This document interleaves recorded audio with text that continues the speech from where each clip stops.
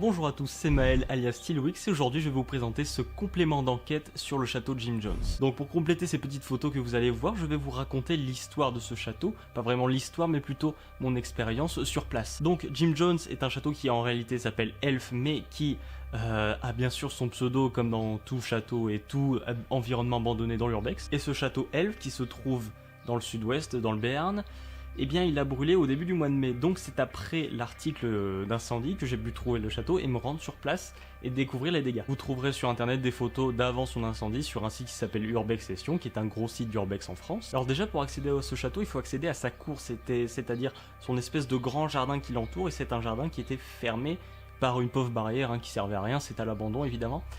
Et il faut ensuite gravir une route, une pente, qui est assez longue à pied et qui est assez fatigante, et on s'est fait surprendre puisque en montant la pente, on est tombé face à une biche qui a traversé la route devant nous comme ça.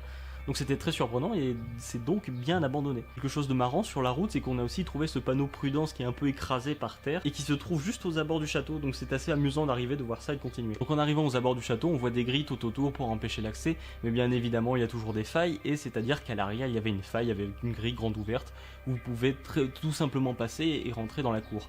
Mais on ne s'est pas vraiment aventuré plus loin puisque déjà il y a eu l'incendie, donc il n'y a pas grand chose à regarder à l'intérieur, et deuxièmement c'est dangereux parce qu'il y a eu un incendie, on entendait des crépitements, encore des choses qui tombaient, puisque c'est un reportage qui a été fait en mai, je le publie mi-juillet, oui je sais, je suis en retard. Donc je suis allé sur place sur ce château un petit peu dans l'esprit de lui rendre hommage, vous savez, comme à un enterrement. J'étais là, oui, je t'enterre, même si j'ai fait une petite bronzette au bord de la piscine qui est abandonnée, bien dégueulasse, avec une peau de serpent qu'on peut voir sur une des photos, la mue d'un serpent. Mais le cadre du château est quand même très joli, et on est vraiment en fait à l'abandon. On a beau avoir la ville mais qui est juste à côté, on a l'impression d'être au milieu de nulle part. C'est vraiment très joli comme endroit. Donc je ne vous cache pas maintenant que l'endroit est vraiment sans intérêt, il n'y a plus rien à voir, hein, c'est juste une carcasse de château qui est totalement à l'abandon maintenant.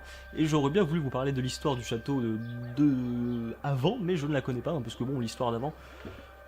voilà. Puis l'histoire du passé, hein, quand vous faites de l'urbex, vous avez beau la savoir, vous n'allez pas la raconter puisqu'il faut cacher les adresses. Je vous remercie d'avoir regardé cette petite vidéo et je vous dis à très bientôt.